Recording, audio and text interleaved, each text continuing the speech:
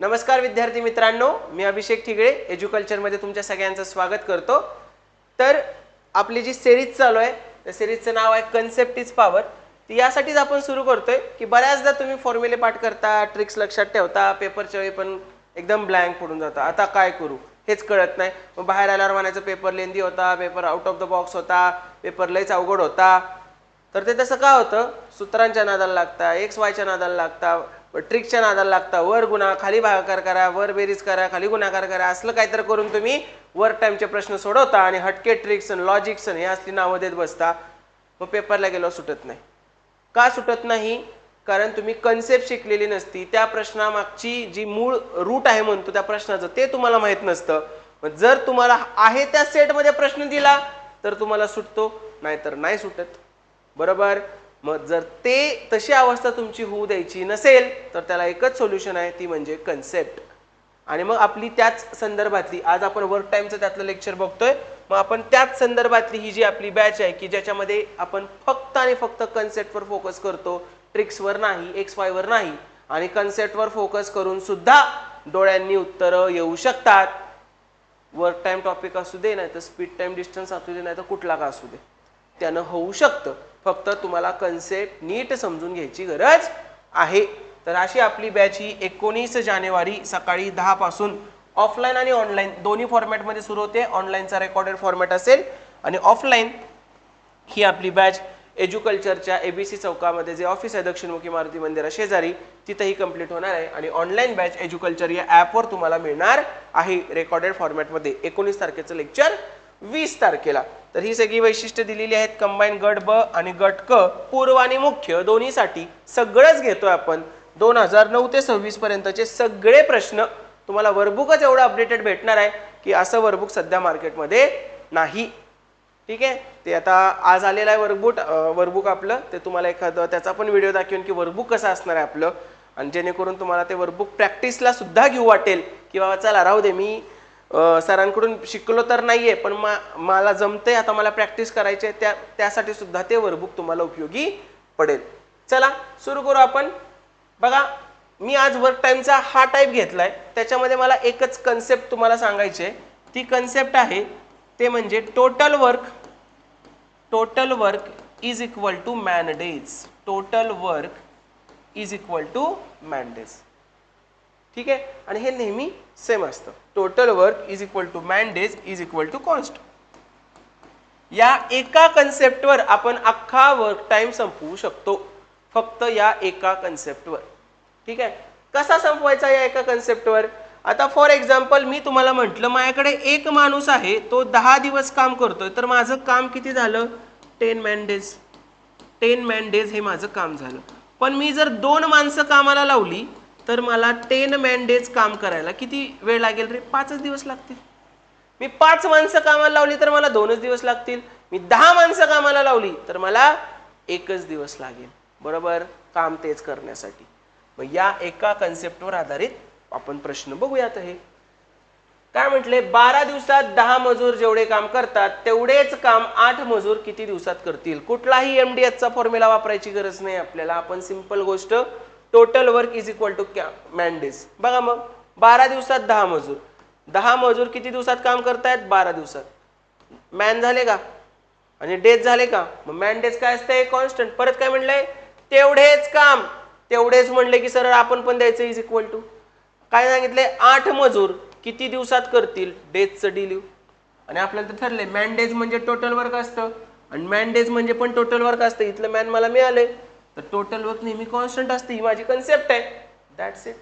करा मग आता कसं कसं करणार? 4 दुनी 8, 4 त्रिकोण 12, बे बे पंचे 10, म्हणजे 5 त्रिक काय आलं? 15। किती दिवस लागतील रे? 15 दिवस लागतील। तुम्ही म्हणाल सर काय येते की आम्हाला, ह्यासाठी तुमची काय गरज आहे? म्हण नाही मला येते तुला, पण तू प्रश्न फिरवला ना, ह्यातला विचित्र प्रश्न आला की मग ते परत एमडीएचचा फॉर्म्युला, मग खाली डब्ल्यू घेऊ, खाली एम घेऊ, खाली डी घेऊ का खाली काय घेऊ? म्हणून मला तुला हे शिकवायचं आहे। हे एकदा शिकला ना की मग वेगळं काय लागत नाही। तुला प्रश्न कसा पण फिरवून विचारू दे, कसा पण, तुला फक्त एवढ्या एका वाक्यातून हा अख्खा टॉपिक म्हणतोय मी, टाइम अँड वर्कचा अख्खा टॉपिक तुला फक्त या एका वाक्यातून मी शिकवतो. Total work is equal to man days is equal to constant. कुठलाही टाईप आणतो ह्याचा, कुठलाही, फक्त याच्यावरून सुटू शकतो. तर हे त्यातले एक एक्झाम्पल आहे. चला पुढचं एक्झाम्पल बघू आपण आता. काय म्हटलंय? 8 मजूर एक काम 5 दिवसात. लगेच 8 मजूर 5 दिवसात. तर 20 मजूर तेच काम म्हटलंय, मग 20 मजूर तेच काम किती दिवसात? किती सिंपल सुटतंय. 5 चोक 20, 4 एक 4, 4 दोन्ही 8. क्वेश्चन मार्कचा आन्सर काय आलं? 2. किती दिवसात सोडवतील रे? 2 दिवसात. जमलं? किती सेकंद? 10, 20. काहीच वेळ लागत नाही. प्रश्न किती पण मोठा असू दे, एवढाच वेळ सुटणार तुला. आता बघ, आता इथं तेच काम नाहीये, काम वेगवेगळं आलंय, काही फरक पडत नाही आपल्याला. जर 16 कामगारांना 100 साड्या विणायला 21 दिवस लागतात, आपलं काय ठरलंय? Man days is equal to total work. कामगार किती आहेत? 16. 16 कामगारांना डेज किती आहेत? 21 दिवस लागतात. टोटल वर्क किती आहे? 100 साड्या. हे असं करू नको, ही असं कानाखाली मारतील तुला कोणतरी. असं असतं का 16 गुणिले 21 100? मला काय करायचंय? माझं उत्तर आणण्याशी मतलब. ही आपली शिकवायची पद्धत आहे फक्त, की man days is equal to total work. 16 कामगार 21 दिवस. टोटल वर्क काय आहे? साड्या विणायचं. मग टोटल वर्क काय पण असू शकतं. बर्गर खाणे, खुर्च्या बनवणे, साड्या विणणे, खेळणी बनवणे, शेत नांगरणे, कुरण चरणे, पैसे कमवणे, हे सगळे टोटल वर्कच आहेत. मग मला सांग, तू लिहिलं man days is equal to total work. परत 200 साड्या, टोटल वर्कच्या खाली टोटल वर्क. 12 दिवसात, डेजच्या खाली डेज. किती कामगार लागतील? Question mark. जमलं का? Man days is equal to total work. मग चला आता काय करायचंय? तिरकस गुणाकार. तिरकस गुणाकार करून तू काढू शकतो, किंवा अजून शॉर्टकट सांगतो, वरचं खालचं कॅन्सल होतं. नेहमी लक्षात ठेवायचं, वरचं खालचं कॅन्सल, आणि आडवं आडवं पण कॅन्सल. आडवं आडवं पण कॅन्सल करू शकतो आपण. ओके, मग बघा 2 शून्याला 2 शून्य गेले. परत वरचं खालचं पण कॅन्सल होतं. 4 चोक 16, 4 त्रिकोण 12, 3 एके 3, 3 सत्ते 21. बरोबर. मग आता काय येतंय? 7 चोक 28 आणि 28 दुनी 56. क्वेश्चन मार्क बरोबर काय आलं? 56. क्वेश्चन मार्क बरोबर काय आलं? 56. किती कामगार लागतील? 56. तुला हे कळत नसेल तर तिरकस गुणाकार मी सुरुवातीलाच बोललो होतो. क्वेश्चन मार्क बरोबर काय असणार? पहिल्यांदा तिरक 16 गुणिले 21 गुणिले 200. 16 गुणिले 21 गुणिले 200, आणि मग नंतर डिवायडेड बाय क्वेश्चन मार्क सोबतचं 12 गुणिले 100. 12 गुणिले 100. हे जरी तू सॉल्व्ह केलं तरी ह्याचं उत्तर किती येणार आहे? 56च येणार आहे. ऑप्शन नंबर 1 आहे का नाही सोपं? एकच गोष्ट करतोय, man days is equal to total work. That's it. Okay. आणि हे शिकवायला मी तास घेतो, ते तुम्हाला आता 5 मिनिटात एक्सप्लेन करून समजतंय, तरी 50-60% कळतंय. तू बॅच मध्ये विचार कर किती भारी कळेल तुला. नेक्स्ट बघा आता, 8 कारागीर 12 दिवसात 480 वस्तू. तुम्ही स्वतः करू शकताय. 8 कारागीर 12 दिवसात 480. रट्टा मारायची काही गरजच नाहीये तुला आता. तर 10 कारागीर 350 वस्तू. वस्तूच्या खाली वस्तू लिहिल्या. किती दिवसात विचारले? काय फरक पडतो? मग अशी कामगार विचारला, आता वस्तू विचारल्या. शून्याला शून्य गेले. 12 एके 12, 12 चोक 48. आडवाडवं कॅन्सल होतं. 4 एक 4, 4 दुनी 8. वरचं खालचं कॅन्सल होतं. बे एक बे, बे पंचे 10. परत 5 एके 5, 5 सत्ते 35. क्वेश्चन मार्क बरोबर काय राहिलं रे? 7 राहिलं. म्हणजे किती दिवसात तयार करतील? 7 दिवसात. कसं वाटतंय? मजा वाटते का नाही? हा, हे असं शिकायचंय. वर गुणान खाली भागाकार करा असलं नाही शिकायचंय. ट्रिक्सच्या नादाला लागू नको. ट्रिक्स तुला धोकाच देणार आहे. कन्सेप्ट शिक. सिंपल गोष्ट आहे बघ. परत रडत बसू नको, माझा गणित कच्चा आहे.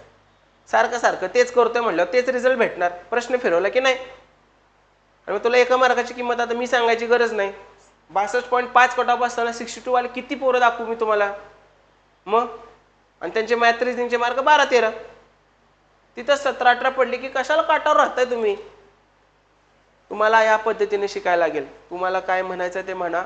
फॉर्म्युला मदत करणार नाही, ट्रिक्स मदत करणार नाहीत. शॉर्ट्स मी पण टाकतो, ते व्ह्यूजचा वाढवण्यासाठीचं तर एक तंत्र आहे.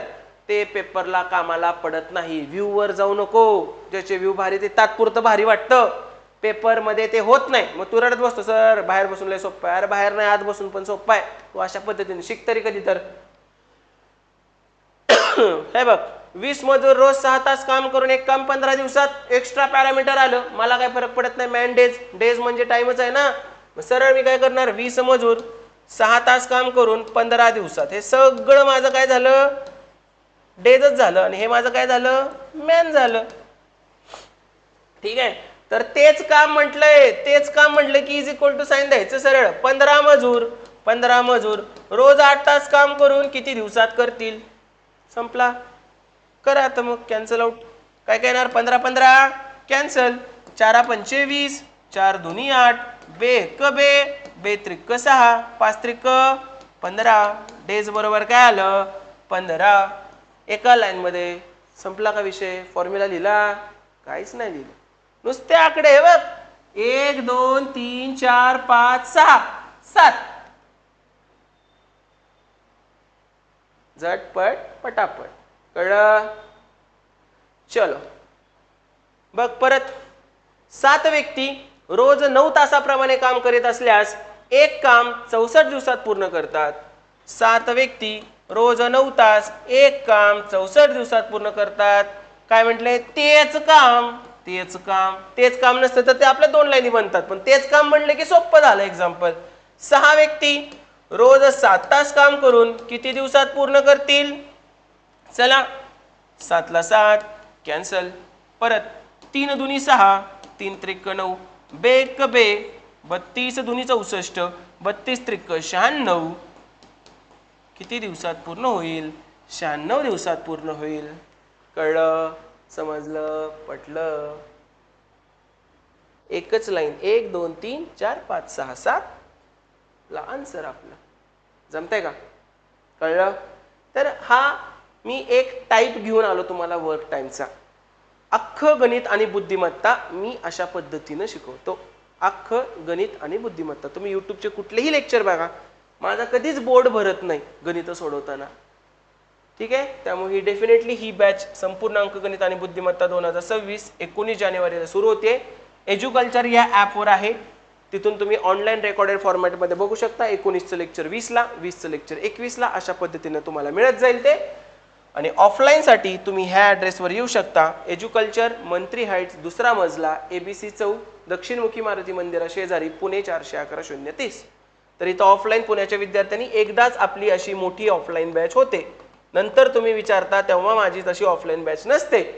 त्यामुळे इतर कोणाच्या बॅचेस लावायच्या आधी ही बॅच लावा. इतरांच्या बॅचेस सारख्या सारख्या पडतात, माझी बॅच ही एकदाच पडते. सो इतर विषयाला थोडंसं नंतर बॅच लावायचा प्रयत्न करा. आपली बॅच मोठीवाली एकदाच होते. ऑफलाईनची एक मजा वेगळीच असते. त्यामुळं ज्या मुलं पुण्यात राहत आहेत त्यांनी डेफिनेटली ही बॅच जॉईन करा, आणि जे पुण्याच्या बाहेर आहेत त्यांनी एज्युकल्चर ॲपवर ही बॅच जॉईन करू शकता. याचं वर्कबुक तुम्हाला आज उद्यामध्ये अपलोड केलं जाईल. Thank you so much. All the very best.